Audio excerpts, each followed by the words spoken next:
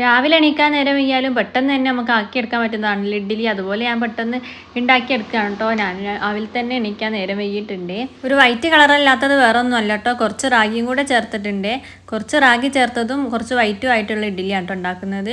അപ്പോൾ അത് വരുന്ന ടൈം കൊണ്ട് തന്നെ നമുക്ക് സാമ്പാർ ഗ്യാസുമേൽ വെക്കാം. ഇഡ്ഡലി വിറകിൻ്റെ അടുപ്പിലാണ് കേട്ടോ വെച്ചിട്ടുള്ളത്. ഒരു തട്ടിക്കൂട്ട് സാമ്പാറാണ്. പച്ചക്കറികളൊക്കെ മുറിച്ചിട്ട് ഉള്ളതൊക്കെ വെച്ച് അഡ്ജസ്റ്റ് ചെയ്തൊരു സാമ്പാർ.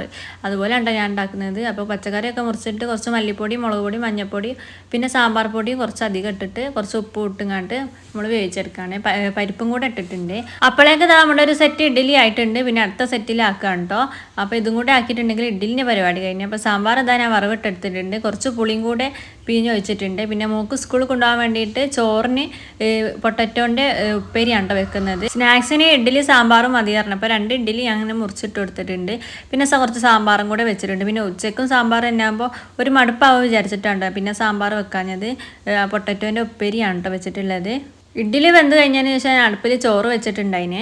അപ്പോൾ ചോറ് ഇതാ റേഷനരിൻ്റെ ചോറാണ് പെട്ടെന്ന് തന്നെ വെന്ത് കിട്ടിയ ചോറും അതുപോലെ പൊട്ടറ്റോ ഉപ്പേരിയും കൂടെ വെച്ചിട്ടുണ്ട്. പിന്നെ ഒരു തട്ടും കൂടെ ഉണ്ട് പാത്രത്തിൽ. അതിൽ ഞാനൊന്നും വെച്ചിട്ടില്ല.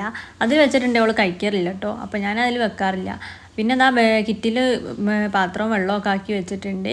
അപ്പോൾ അതിൽ വെച്ചിട്ട് ഒന്നും കൂടെ എടുത്ത് നോക്കൊന്ന് കാണിക്കാനാണ്. ഒക്കെ ഒന്ന് കണ്ടതിന് ശേഷമാണ് കേട്ടോ ഒരു സമാധാനമാകും. അപ്പോൾ ഓക്കെ ബൈ.